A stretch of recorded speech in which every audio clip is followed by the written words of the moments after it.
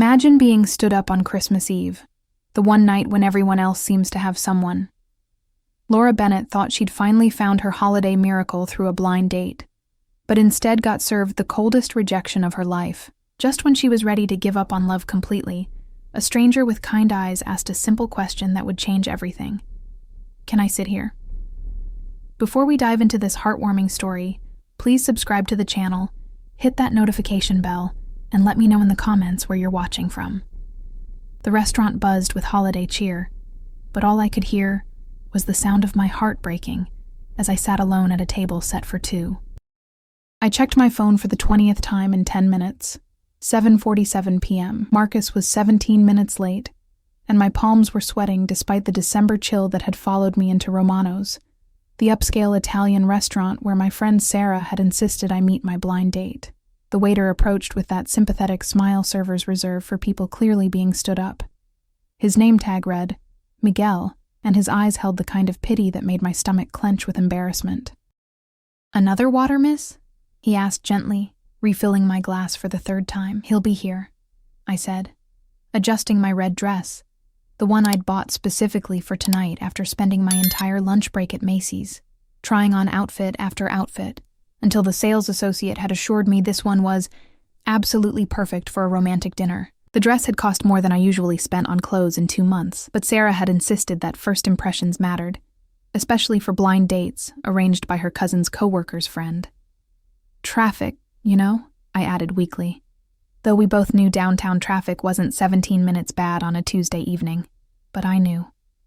Deep down in that place where intuition lives and hope goes to die, I knew something was wrong. The knowing sat heavy in my chest like a stone, making it hard to breathe properly. My phone buzzed against the white tablecloth, and my heart leaped with relief. Finally. An explanation. An apology. Maybe he was stuck in an elevator or dealing with a family emergency or... "Hey, Laura. Sorry, but I can't make it. Saw your photos, and honestly, this isn't going to work out. You seem nice, but I'm looking for someone more my type. Good luck with everything." The words hit me like ice water thrown in my face. I read the message once, twice, 3 times, hoping the letters would somehow rearrange themselves into something less devastating, less cruel, less final. Around me, the restaurant hummed with Christmas Eve energy. Couples laughed over candlelit dinners, sharing bites of tiramisu and gazing into each other's eyes like they'd discovered the secret to eternal happiness. Twinkling lights reflected off wine glasses and the faces of people who belonged somewhere, who had someone, who weren't sitting alone reading rejection texts from men they'd never even met. Everyone belonged somewhere except me. I thought about Marcus rejecting me based on photos alone, photos my friend Sarah had insisted were gorgeous and totally you, and any guy would be lucky to take you out. Apparently, totally me wasn't enough. Apparently, I wasn't enough, period. The waiter returned, his expression carefully neutral. "Will you be ordering this evening, miss?" Heat crept up my neck, spreading across my cheeks like spilled wine. "Actually, I think I'll just..." "There she is!" A man's voice boomed across the restaurant, cutting through the gentle murmur of conversation and Christmas music. I turned, hope fluttering desperately in my chest like a bird with a broken wing. Maybe Marcus had changed his mind. Maybe he'd sent that text by mistake. Maybe... A tall man in an expensive suit approached my table, but his eyes weren't kind. They were calculating, cold, assessing me like I was a used car he was considering purchasing. His smile didn't reach his eyes, and something about the way he moved, confident to the point of arrogance, made my skin crawl. "Laura Bennett?" He extended his hand without warmth, his grip firm but brief, like he was afraid prolonged contact might contaminate him somehow. "Marcus Chen." Relief and confusion battled in my chest, creating a nauseating cocktail of emotions. "You came. But your text... Yeah, about that." He sat down heavily, already checking his phone like our conversation was an inconvenience he needed to get through quickly. "Look, I'm going to be straight with you because I believe in honesty. My buddy Derek set this up, said you were cute in a girl-next-door way and really sweet. But honestly..." His eyes swept over me dismissively, taking in my carefully chosen dress, my nervous smile, my hopeful expression. I was expecting someone more... polished. My stomach dropped like I was on a roller coaster that had just crested its highest peak. Excuse me? Don't get me wrong. You seem nice enough. Sweet even. But I'm looking for someone who takes better care of themselves, you know? Someone who fits my lifestyle. He gestured vaguely at my outfit, my face, my entire existence. This whole casual thing isn't really working for me. I need someone who looks like they belong at corporate events, charity galas, that sort of thing. The restaurant noise faded to white static. Other diners were staring now, pretending not to listen while obviously hanging on every cruel word that fell from Marcus's mouth like poison. I spent 2 hours getting ready, I whispered, my voice barely audible over the sound of my heart breaking into smaller and smaller pieces. Right. Well, that's kind of the problem. He stood up abruptly, tossing a $20 bill on the table like he was paying for services rendered. This should cover your drink, and maybe an appetizer. Look, maybe try a gym membership. And there are some great makeup tutorials on YouTube, really transformative stuff. He walked away without looking back, his expensive shoes clicking against the hardwood floor, with the confidence of a man who had never doubted his own worth, who had never sat alone at a restaurant table while strangers witnessed his humiliation. I sat frozen, the $20 bill staring up at me like evidence of my inadequacy, proof that I wasn't worth a full dinner, wasn't worth basic human decency, wasn't worth anything at all. Tears burned behind my eyes, but I refused to cry in public. Not on Christmas Eve. Not in front of all these happy couples who were probably going home to warm beds and loving arms, and the kind of life I was beginning to think I'd never have. The waiter appeared again, his face gentle with the kind of pity that made everything worse. Miss, I'm so sorry. That man was completely out of line. Absolutely inexcusable behavior. It's fine, I lied, gathering my purse with hands that shook like autumn leaves. I should go anyway.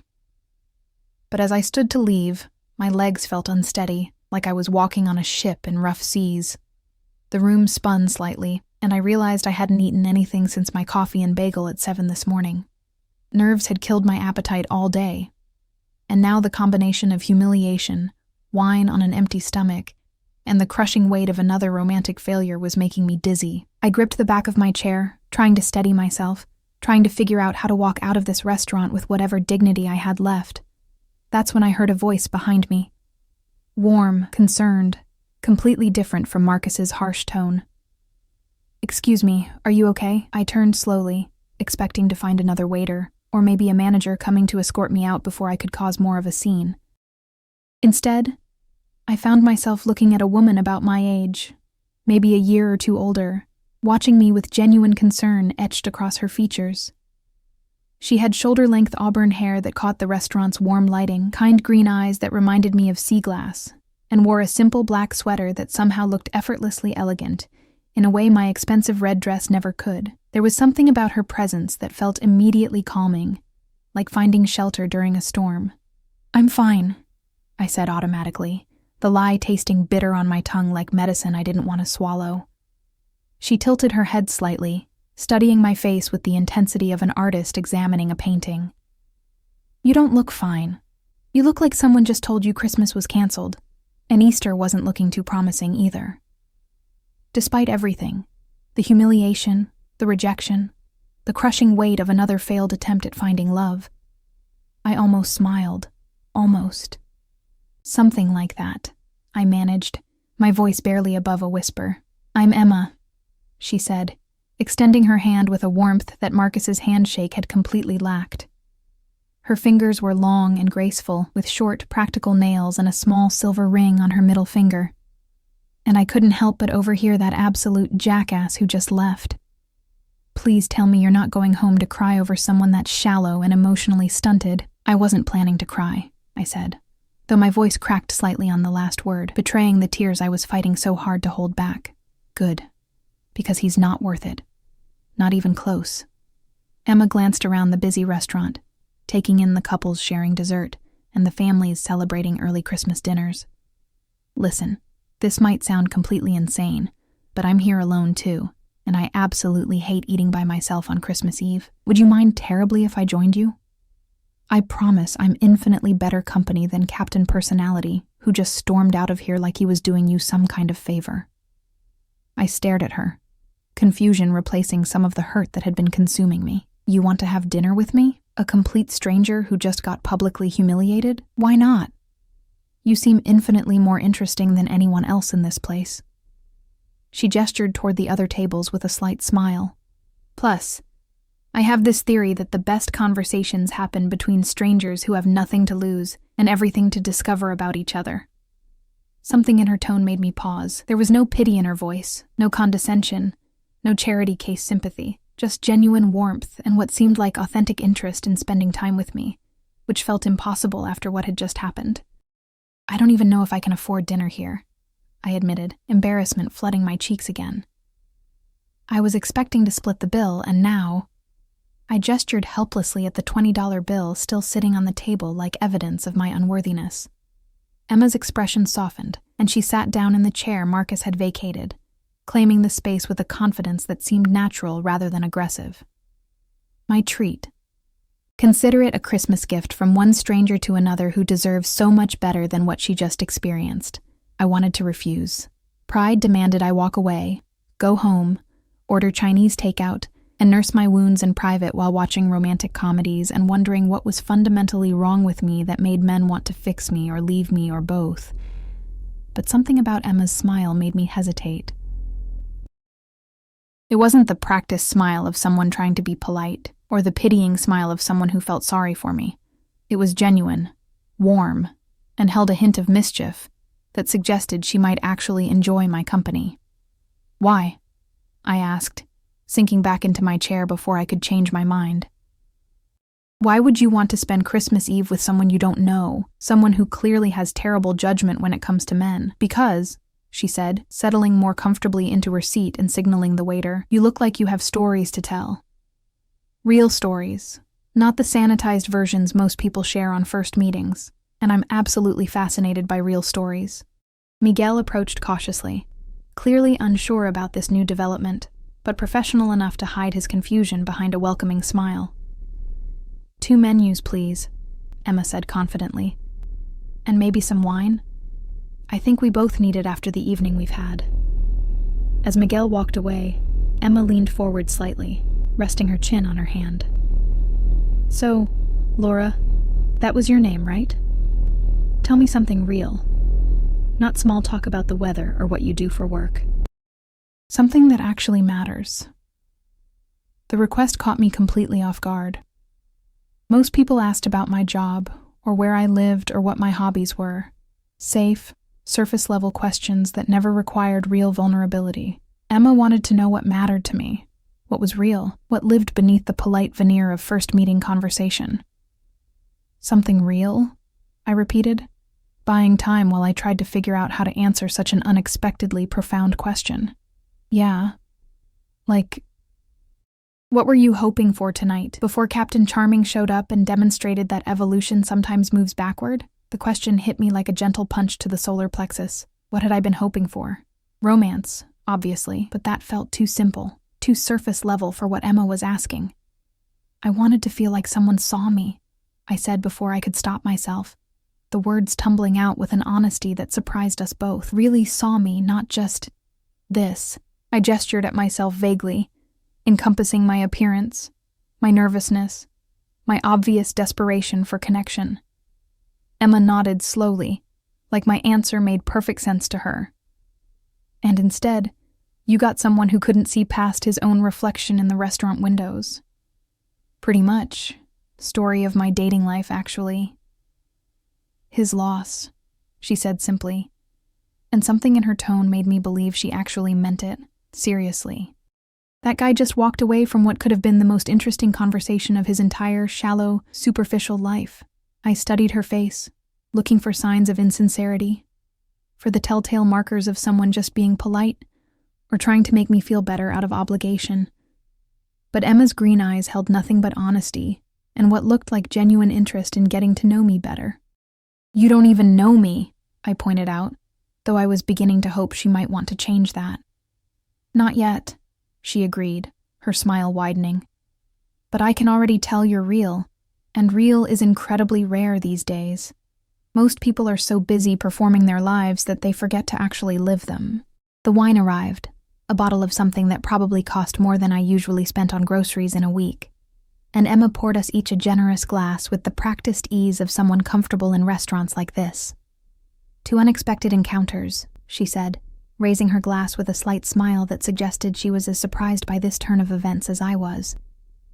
"To strangers with kind hearts," I replied, surprising myself with how easily the words came. We clinked glasses, and for the first time all evening, I felt something other than humiliation and disappointment. I felt possibility, hope, the beginning of something I couldn't quite name but definitely wanted to explore. Maybe this night wasn't over after all. Maybe it was just beginning. "So, what's your story, Emma?" I asked, taking a sip of wine that was definitely better than anything I usually ordered.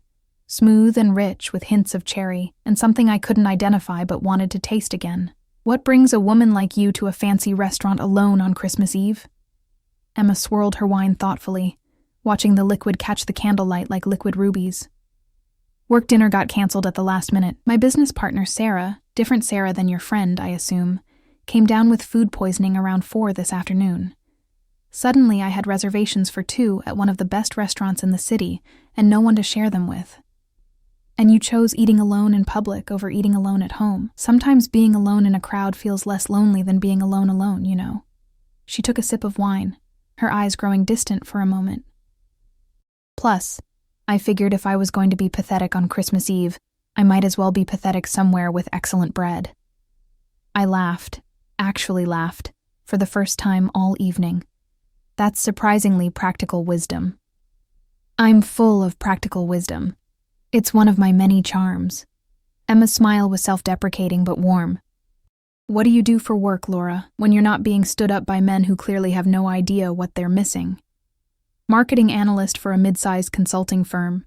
I spend my days looking at spreadsheets and trying to figure out why people buy things they don't need, then helping companies convince them to buy even more things they don't need." I paused, realizing how cynical that sounded. It's more interesting than it sounds. Sometimes. So you understand the psychology of human desire and consumer behavior. Professionally, yes. Personally? I gestured around us, encompassing the romantic restaurant. My obvious desperation for connection, my complete inability to navigate the dating world successfully. Clearly, I'm still figuring out the basics. Emma laughed, a genuine warm sound that seemed to come from somewhere deep in her chest and made something tight and painful in my own chest begin to loosen. "Well, based on tonight's evidence, you desire honesty and genuine human connection over superficial charm and material compatibility. That's not exactly common in the dating world. Is that your professional assessment, Dr. Emma?" "That's my human assessment based on watching you handle an incredibly cruel situation with more grace than most people could manage." She leaned back in her chair, studying me with those sea-glass eyes. "You know what I noticed about you before I even came over to your table? That I looked pathetic and desperate?" "No." Her voice was firm, almost sharp in its certainty. "You looked dignified. Even when that absolute waste of oxygen was tearing you down in front of a restaurant full of strangers. You didn't fight back or cause a scene or throw wine in his face, though he absolutely deserved it. You just absorbed it. That takes incredible strength." I felt tears prick my eyes again, but this time they weren't from humiliation or disappointment. They were from something I couldn't quite name.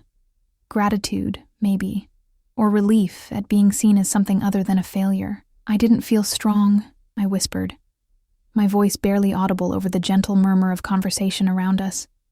I felt small, invisible, like I was disappearing right there at the table. Sometimes strength looks like staying quiet when you want to scream. Sometimes it looks like maintaining your dignity when someone is trying to strip it away from you. Miguel appeared with menus and we ordered. Emma insisted on the salmon, claiming it was the restaurant's specialty and that I absolutely had to try it, while I chose the pasta primavera, something comforting and familiar that wouldn't challenge my already overwhelmed emotional state. "Tell me about your worst Christmas," Emma said once we were alone again, her tone casual but her eyes intent. Wow, jumping right into the deep end of personal trauma, aren't we? Life's too short for shallow water and surface-level conversation. Besides, sharing disaster stories is bonding. It's like emotional scar comparison. I considered her question, sifting through years of disappointing holidays and romantic failures. 3 years ago. I was dating this guy David for about 8 months. We'd been talking about moving in together, and I thought he might propose on Christmas morning. I'd been dropping hints for weeks, showing him engagement rings online, talking about our future together.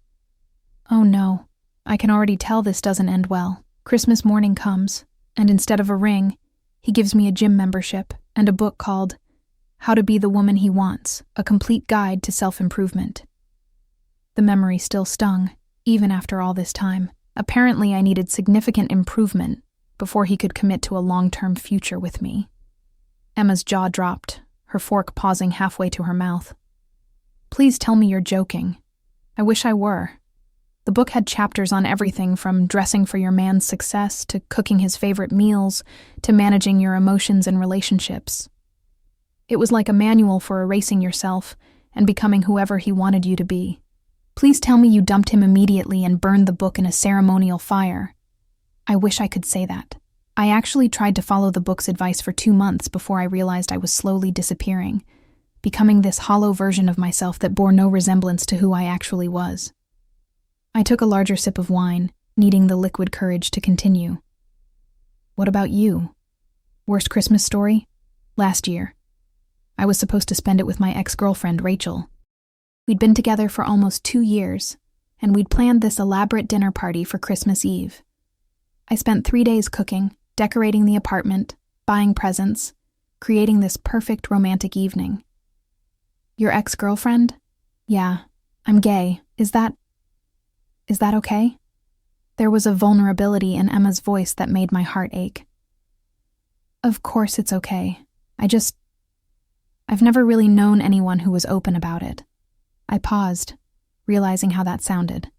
I mean, I'm sure I've known gay people, they never told me, or I never asked. God, that sounds terrible. It doesn't sound terrible. It sounds honest. Emma's smile was gentle. Anyway, Christmas Eve arrives, and Rachel calls around 6 to tell me she's spending the holiday with her real family instead. Apparently, after 2 years together, I still didn't count as real family. That's horrible. She said I was too intense about holidays, that I put too much pressure on making everything perfect. According to her, normal people don't spend 3 days preparing for Christmas dinner or cry during Hallmark movies, or believe that holidays should feel magical. But that's exactly what makes holidays special, I said, surprised by my own vehemence. The effort, the intention, the belief that some moments deserve to be celebrated properly. That's what I thought too. But Rachel preferred low-key celebrations. Pizza and Netflix instead of home-cooked meals. Practical gifts instead of thoughtful ones. She said I was exhausting to be in a relationship with. Our food arrived, and we ate in comfortable silence for a few minutes. The salmon was incredible, flaky and perfectly seasoned, and Emma insisted I try a bite, which led to me insisting she try my pasta, which somehow felt intimate in a way I hadn't expected. This is amazing, I said, savoring the complex flavors. You were absolutely right about the salmon. See? Sometimes strangers give the best recommendations. Emma's smile was playful. That's another one of my theories. You have a lot of theories. I'm a very theoretical person. I have theories about everything. Why the best conversations happen after 9 p.m., why Christmas lights make everything look more magical than it actually is, why the people who hurt us the most are usually the ones who don't deserve us in the first place. Those are good theories, especially the Christmas lights one. I glanced around the restaurant, taking in the warm glow of the holiday decorations. You're right. Everything does look softer under these lights, more forgiving. Even heartbreak looks prettier under Christmas lights. Is that what this is? Heartbreak? I don't know. What do you think? I considered the question seriously. I think it's disappointment and loneliness, and maybe a little bit of relief that I don't have to pretend to be interested in someone who clearly wasn't interested in me. Relief is underrated in the emotional spectrum. What about you? Are you heartbroken over Rachel? Not anymore. Now I'm just grateful she showed me who she really was before I wasted any more time trying to be someone smaller and quieter and less myself. Want to get out of here? Emma asked, as we finished the last of our wine, her eyes bright with something that looked like mischief mixed with hope. I know this sounds completely insane, but I'm not ready for this night to end, not even close. I checked my phone, surprised to see it was already 9:30 p.m. Time had disappeared while we talked, dissolving like sugar in warm coffee. Where would we go? Everything's probably closed for Christmas Eve. Christmas Lights Tour. The city's absolutely magical this time of year, and I have a theory to prove about holiday illumination making everything more beautiful than it has any right to be. The theory you mentioned earlier? Exactly. Plus, I want to hear more of your stories, and restaurants aren't really built for the kind of long, meandering conversations that reveal who people actually are beneath their public personas. 20 minutes later, after Emma had insisted on paying the entire bill. Despite my protests, we were walking down Fifth Avenue bundled in our coats, our breath creating small clouds in the cold December air that looked like visible proof of our words floating between us. Emma had been absolutely right. The city was completely transformed. Every storefront twinkled with lights. Window displays told stories of winter romance and holiday magic, and even the usual urban chaos felt softer, more romantic, like someone had applied a filter that made everything look like a movie set. "Tell me about your family," Emma said, as we paused in front of Tiffany & Co., both of us staring at a window display featuring diamond necklaces draped over miniature Christmas trees. "Are they the type who ask when you're getting married every time you see them?" "Small family. Just me and my mom mostly. Dad left when I was 12. Midlife crisis involving a 25-year-old dental hygienist and a red convertible. I surprised myself with how easily the words came, how natural it felt to share pieces of my history with someone I'd known for less than 3 hours. Mom remarried a few years ago to this really wonderful man named Frank. They live in a retirement community in Sarasota now, sending me photos of their shuffleboard tournaments and complaining about the temperature of the community pool. Do you miss them? Every single day. But I'm genuinely happy they're happy, you know? They deserve that kind of peace and contentment after everything they went through with my father's abandonment and the divorce and starting over in their 50s. What about siblings? Extended family? Nope. Only child, which means all the pressure to provide grandchildren and carry on the family name falls squarely on my shoulders. I laughed, but it came out slightly bitter, tinged with the weight of expectations I wasn't sure I could ever meet. At this rate, they'll be waiting a very long time for grandchildren. Emma stopped walking and turned to face me, her expression serious in the glow of the streetlights. "Can I ask you something deeply personal? Haven't we already crossed that bridge and burned it behind us? Do you actually want children, or do you just think you should want them because that's what society expects from women your age?" The question hit me like a physical force, stopping me mid-step. What do you mean? I mean, when you picture your ideal life 5 or 10 years from now, are there kids in it? Running around, calling you mom, needing you for everything from scraped knees to homework help? Or are they just there because that's the script you think you're supposed to follow? I opened my mouth to give the automatic answer. Of course I wanted children, didn't every woman? But the words wouldn't come. Instead, I found myself really thinking about the question, examining my assumptions and expectations, with a clarity I'd never applied before. "I don't know," I admitted finally, the honesty feeling both terrifying and liberating. I've never really thought about it that way. I've always just assumed that wanting kids was part of wanting a relationship, part of the package deal of finding someone to build a life with. That's completely okay. Most people don't question the script they've been handed. We're so busy following the predetermined path that we forget to ask if it's actually the journey we want to take. We resumed walking, passing couples holding hands and families with children pointing excitedly at elaborate window displays. The contrast between their obvious happiness and my growing uncertainty about what I actually wanted from life felt stark and unsettling. "What about you?" I asked, needing to shift the focus away from my own confusion. "Kids in your future? Maybe. If I find the right person to have them with, and if we both genuinely want to be parents rather than just checking boxes on some societal checklist." Emma glanced at me sideways, her expression thoughtful. "But I'm not willing to settle for someone just to fulfill other people's expectations about what my life should look like. I'd rather be alone and authentic than coupled and pretending to be someone I'm not. Is that why you and Rachel broke up? Different visions for the future?" "Partly. but mostly because she wanted me to be smaller, quieter, less enthusiastic about the things that mattered to me. Emma's voice grew thoughtful, tinged with old hurt that had been processed but not forgotten. She said I was too much, too passionate about things that didn't matter, too emotional about holidays and anniversaries and the little moments that make life worth living. Like what kind of things? Like spending 3 days cooking Christmas dinner because I wanted it to be perfect. Like crying during romantic movies, because I believe love should feel that overwhelming and transformative. Like believing that relationships should feel like coming home and going on an adventure at the same time. I stopped walking again, struck by the poetry of her words. That's beautiful, Emma. That's exactly what love should feel like. Rachel thought it was naive and unrealistic. She said real relationships were about compromise and practicality, not fairy tale emotions and grand romantic gestures. Rachel was wrong. Completely, utterly wrong. Emma's smile was radiant, transforming her entire face. You really think so? I know so.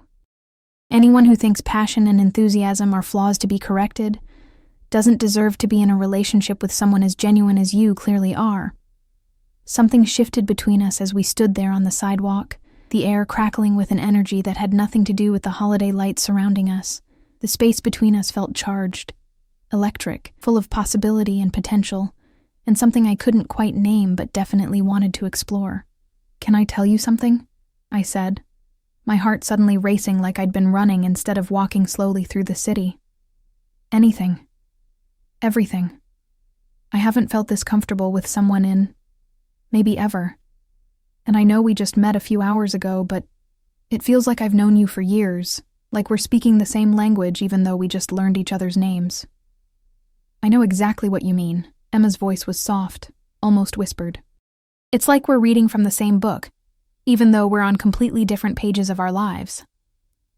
We found ourselves in front of the enormous Christmas tree at Rockefeller Center, surrounded by tourists taking photos and couples ice skating below, while children pressed their faces against the barriers, mesmerized by the lights and the magic and the promise that Christmas Eve held for transformation and miracles. Make a wish, Emma said, nodding toward the tree that towered above us like a beacon of hope and possibility. On a Christmas tree? Why not? It's Christmas Eve, the most magical night of the year. If there's ever a time for wishes to come true, it's right now, in this moment, with all this beauty surrounding us. I closed my eyes and made a wish, not for love or romance or any of the things I thought I was supposed to want. I wished for more nights like this one, more conversations that mattered, more people like Emma who saw the world in colors I'd forgotten existed, who made me feel like the person I actually was might be enough exactly as she was. When I opened my eyes, Emma was watching me with an expression I couldn't quite read, but that made my stomach flutter with anticipation. What did you wish for? She asked, her voice barely audible over the sounds of the city celebrating around us. I can't tell you. It won't come true. That's only birthday candles. Christmas wishes work completely differently. How do they work? They come true when you share them with exactly the right person, at exactly the right moment. There's something I need to tell you, I said, as we found a relatively quiet bench overlooking the skating rink, the words tumbling out before I could stop them or edit them, or make them sound less desperate and pathetic. I'm kind of a complete disaster when it comes to relationships. Emma settled beside me on the cold metal bench, close enough that I could smell her perfume, something warm and subtle that reminded me of vanilla and winter nights, and comfort I'd been searching for without realizing it. What kind of disaster are we talking about here? The kind where I haven't had a relationship last longer than 6 months in the past 3 years. The kind where I analyze every text message for hidden meaning and subtext, and still somehow miss all the obvious red flags that are apparently visible to everyone except me. I pulled my coat tighter around me, as much for emotional protection as physical warmth. Tonight wasn't my first disaster date. It was just the most publicly humiliating one. Tell me about the others, all of them. Really? You want to hear my complete catalog of romantic failures and poor judgment calls? I want to hear your stories, Laura. All of them. The good, the bad, the embarrassing, the ones that taught you something important about yourself. So I told her everything, about James, who turned out to be married with 2 kids and a wife who had no idea he was on dating apps. About Michael, who ghosted me completely after I mentioned wanting to meet his friends, disappearing like he'd never existed at all. About David and his improvement books, and gym memberships.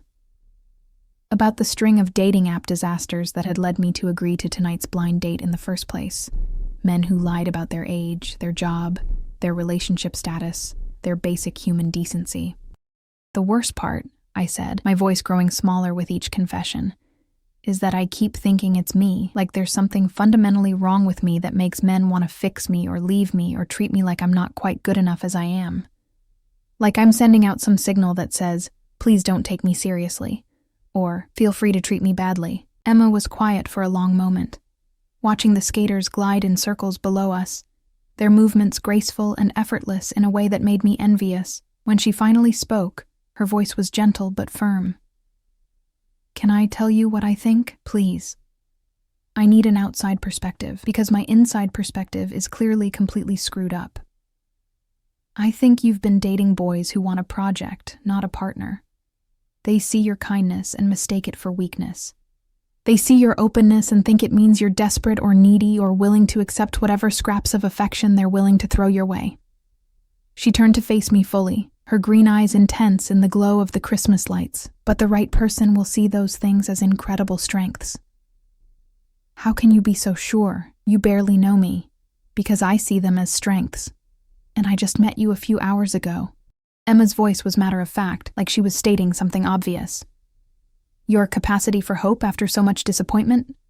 That's not naivety. That's courage. Your willingness to be vulnerable with a stranger? That's not desperation. That's bravery. Your ability to find humor in your own pain? That's resilience. The simple statement hit me like a physical force, making my chest tight with emotions I couldn't quite name. When was the last time someone had seen my vulnerability as anything other than a character flaw to be corrected or exploited? Your turn, I said, needing to shift the focus away from the intensity of her words and the way they made me feel seen in a way I'd never experienced before. Tell me about your romantic disasters. Fair's fair, Emma laughed, but the sound was hollow, tinged with old pain that had been processed but not forgotten. Where do I even start? There was Sarah, different Sarah than your friend, who broke up with me via text message on Valentine's Day because she decided she wasn't actually attracted to women, just going through a phase. Via text? On Valentine's Day? 3 months of dating, and she couldn't even be bothered to call. Just, hey, figured out I'm straight after all. Thanks for helping me experiment. Good luck with everything. Emma's voice was bitter with the memory. Then there was Jessica, who told me I was too gay for her comfort level. What does that even mean? It means she wanted to try dating women but didn't want anyone to actually know about it. She wanted all the emotional intimacy and physical connection, but none of the social reality of what being in a relationship with a woman actually meant. Emma's hands clenched into fists in her lap. I was supposed to be her secret experiment, her walk on the wild side that she could hide from her family and friends and coworkers. That's horrible. Absolutely horrible. It was educational, though. I learned that I'd rather be completely alone than be someone's dirty secret or shameful phase or experiment in sexual identity. We sat in comfortable silence for a moment, watching the skaters and the families and the couples all living their Christmas Eve moments around us, all of them seeming to have figured out something about love and connection that continued to elude both of us. And then there was Rachel, Emma continued, her voice growing softer. 2 years of my life with someone who spent the entire relationship trying to convince me that my emotions were too big for polite society, that my enthusiasm was embarrassing, that my belief in romance and magic and the possibility of true love was childish and unrealistic.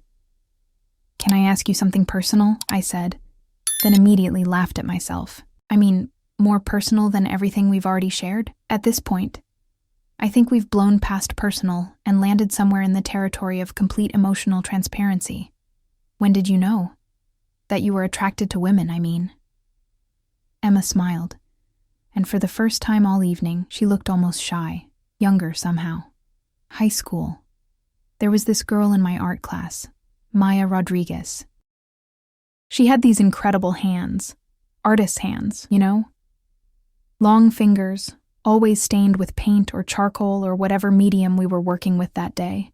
I spent entire class periods just watching her work, mesmerized by the way she moved, the way she approached every project like it was the most important thing in the world. Did you tell her how you felt? God, no. This was small-town Ohio in 2008. I barely admitted it to myself, let alone anyone else. Emma's expression grew wistful, lost in memory. I spent years trying to convince myself I was just admiring her artistic talent, that my fascination was purely aesthetic. It took me until college to finally accept what I'd known all along but been too scared to acknowledge. What about your family? How did they react when you came out? My parents were complicated about it. They love me, I know that, but they also spent several years hoping it was just a phase I'd grow out of. My mom still asks if I'm seeing anyone special, instead of asking if I'm dating anyone, like she's hoping I'll surprise her with a boyfriend someday, and we can all pretend the last 10 years never happened. I'm sorry. That must be incredibly difficult. It's okay. They're trying, which is more than some people get from their families. And they've gotten better over the years, especially after they met Rachel and saw how happy I was. Emma's smile turned rueful. Of course. Then Rachel and I broke up. And I think my mom secretly hoped it meant I was done with women altogether. What about you? Emma asked, her voice careful. Have you ever wondered? About women, I mean. The question hung in the air between us, loaded with possibility and danger, and something that felt like hope mixed with terror. My heart started racing, and I felt heat creep up my neck, despite the December cold. I started, then stopped, then started again. I don't know. Maybe. Sometimes I think I've been so focused on trying to make things work with men that I never really considered other possibilities. That's not uncommon. A lot of people spend years following the path they think they're supposed to follow, without ever asking if it's the path they actually want to be on. Is that what this is? I asked, my voice barely above a whisper. A path I should consider? Emma's eyes met mine, and I saw something vulnerable and hopeful and terrifying in their green depths. I don't know, Laura. What do you think? Before I could answer Emma's question, snow began to fall. Light, perfect flakes that caught the Christmas lights and made the whole world look like we were inside a snow globe that someone had just shaken. The timing felt impossibly perfect, like the universe was providing a soundtrack to this moment that was already feeling surreal and magical and completely outside the realm of my normal experience. It's snowing, I whispered, as if speaking too loudly might break whatever spell the evening had cast over us. Perfect timing, Emma said softly, her voice full of wonder. Christmas Eve snow is the absolute best kind of magic. It's like the world is putting on its finest dress just for us. The snow fell heavier now, dusting our shoulders, and the empty bench beside us, and the ground around our feet. Most of the families had retreated indoors, leaving the skating rink to the die-hard romantics, and the night shift workers heading home after long Christmas Eve shifts, but neither Emma nor I made any move to seek shelter. We should probably find somewhere warm, Emma said, but she didn't sound like she actually wanted to leave any more than I did. In a minute, I replied, not wanting to break whatever spell the snow and the lights and Emma's presence had cast over this perfect, impossible moment. Emma unwrapped the cream-colored scarf from around her neck, something soft and expensive-looking that probably cost more than my monthly grocery budget, and draped it around both our shoulders, pulling us closer together on the cold metal bench. Better? She asked, and I could feel the warmth radiating from her body, could smell that vanilla scent more strongly now, could see the individual snowflakes caught in her auburn hair. Much better, I managed, though my voice came out slightly breathless. We sat there in comfortable silence, watching the snow transform the city around us, and I realized I'd never felt more present in a moment, more aware of every sensation and emotion and possibility swirling around us like the falling snow. Emma, I said finally, my heart hammering against my ribs like it was trying to escape. Yeah? Thank you. For tonight. For saving me from what could have been the absolute worst Christmas Eve of my life and turning it into something I'll remember forever. Thank you for letting me save you, and for saving me right back without even realizing you were doing it. I saved you? From spending Christmas Eve alone, eating overpriced salmon and pretending I wasn't desperately lonely. From another night of wondering if I'm ever going to find someone who sees the world the way I do. Her voice was soft, almost lost in the falling snow. I was putting on a brave face when I asked to sit with you, but the truth is, I needed this conversation as much as you did. I turned to study her profile in the glow of the Christmas lights, taking in the elegant line of her nose, the way her eyelashes caught the snowflakes, the slight smile playing at the corners of her mouth. You seemed so confident when you approached me. So sure of yourself. I'm excellent at pretending to be confident. It's a survival skill you develop when you spend most of your life feeling like you don't quite fit anywhere, like you're always slightly out of step with everyone around you. You fit here, I said without thinking, the words tumbling out before I could edit them or make them sound less desperate. With me. Tonight. You fit perfectly. Emma turned to look at me, and something in her expression made my breath catch in my throat. Her eyes were bright with unshed tears, but she was smiling, and the combination was so beautiful it made my chest ache. Laura? Yeah? I'm going to do something that might be completely inappropriate, and you can absolutely tell me to stop or step back or pretend this conversation never happened. My heart hammered against my ribs so hard I was sure she could hear it. What? Instead of answering immediately, Emma reached up and brushed a snowflake from my cheek, her fingers lingering there, warm against my cold skin. The touch was gentle, tentative, but it sent electricity shooting through my entire body. You're beautiful, she said simply, her voice barely audible over the falling snow. Not just pretty or cute, or any of those throwaway compliments people use when they're trying to be nice. Beautiful, inside and out, genuinely, authentically beautiful. Emma, I started, but she continued before I could finish the thought. I know we just met a few hours ago. I know this is moving incredibly fast and probably seems completely insane, but I haven't felt this connected to someone in maybe ever. And I can't let this night end without telling you that, without being completely honest about what's happening between us. The world seemed to slow down around us. The sounds of the city faded to a distant hum. The falling snow created a curtain of privacy around our bench, and all I could see was Emma's face. All I could feel was her hand still cupping my cheek. All I could think about was how much I wanted this moment to last forever. I feel it too, I whispered, my voice shaking with emotion and cold and something that felt like the beginning of everything I'd been searching for without knowing it. This connection. This... whatever this is. It's like finding something I didn't even know I was looking for. Can I kiss you? Emma asked. Her voice so soft I almost thought I'd imagined the words. Every rational thought in my head screamed that this was moving too fast, that I barely knew her, that I'd never kissed a woman before, and had no idea what I was doing or what it meant or what would happen after. But my heart, my treacherous, hopeful, brave heart, whispered yes with a certainty that surprised me. Yes, I breathed, the word coming out like a prayer or a promise or both. Emma leaned in slowly, giving me every opportunity to change my mind, to pull back, to remember all the reasons this was complicated and confusing and completely outside my normal experience. But I didn't want to change my mind. I wanted this moment, this perfect, impossible moment under the Christmas lights and falling snow with someone who saw me as beautiful exactly as I was. Her lips were soft and warm and tasted like wine and possibility, and everything I'd been missing without realizing it. The kiss was gentle at first, tentative, questioning, and then deeper as I responded, my hands finding their way to her coat, pulling her closer, needing more of whatever this was. Emma made a small sound of surprise and pleasure that sent warmth shooting through my entire body, and I realized that this connection, this feeling, this perfect rightness, was what I'd been searching for in all those failed relationships with men who wanted to change me or fix me or make me smaller. When we finally broke apart, we were both breathing hard, our foreheads pressed together, our breath creating clouds in the cold air that mingled and disappeared like visible proof of what had just happened between us. Wow, I whispered, my voice shaking. Yeah, wow. Emma's smile was radiant, transforming her entire face. How was that? Your first time kissing a woman?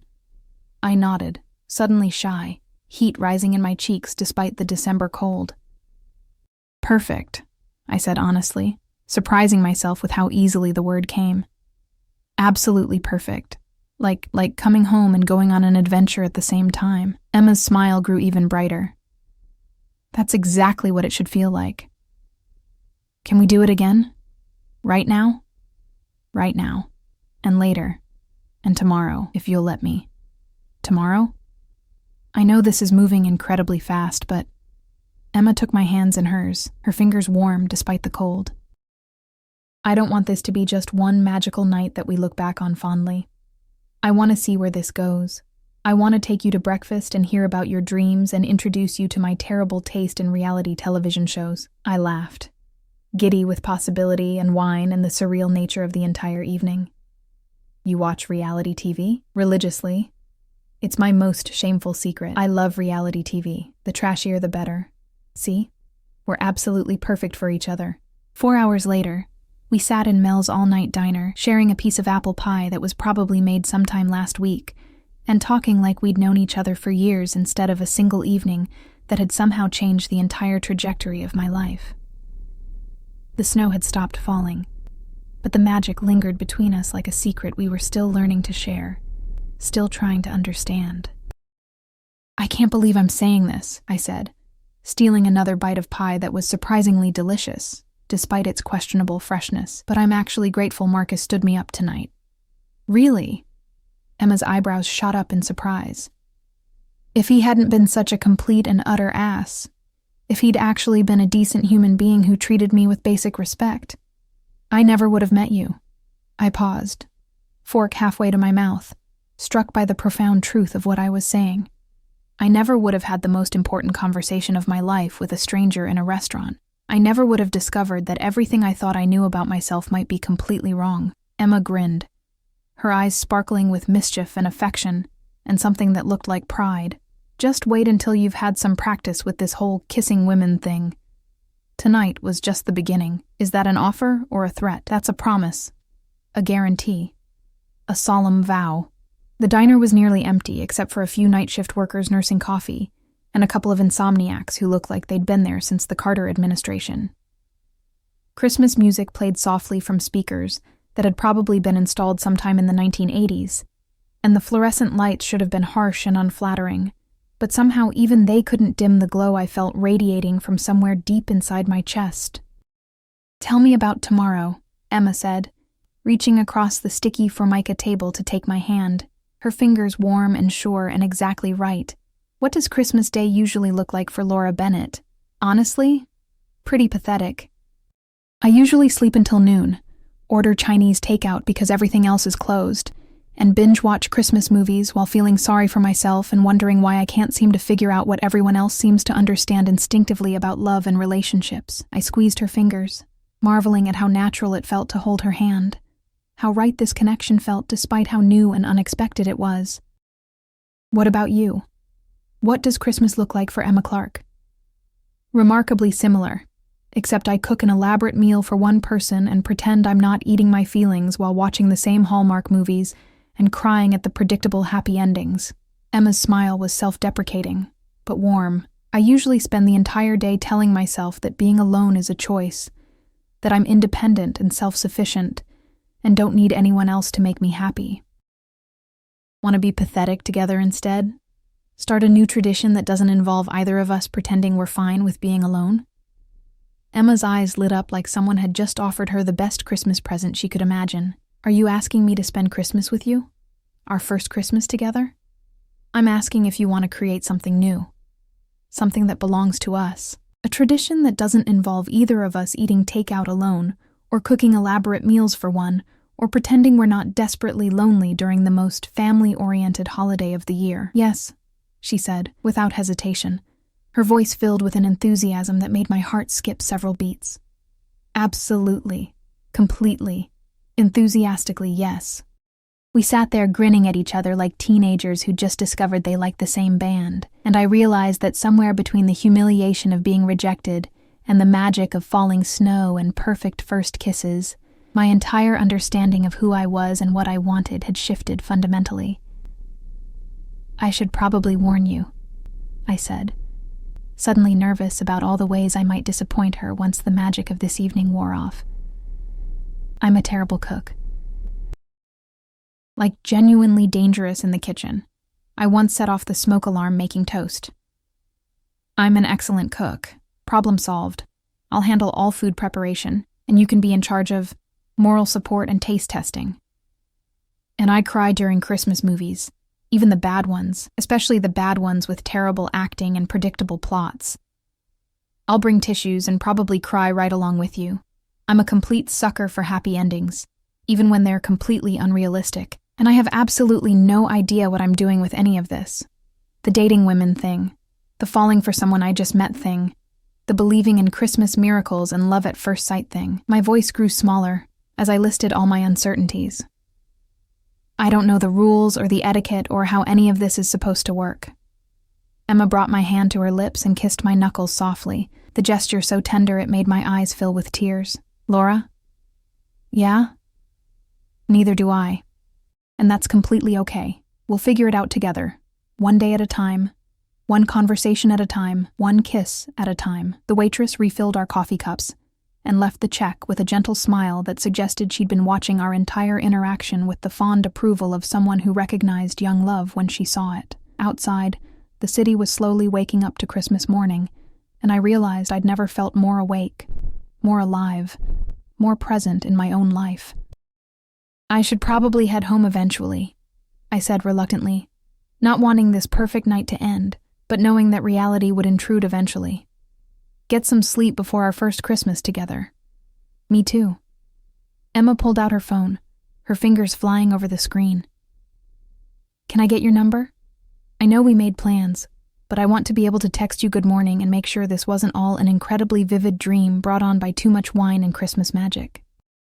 We exchanged numbers, and Emma immediately sent me a text. Best Christmas Eve of my entire life.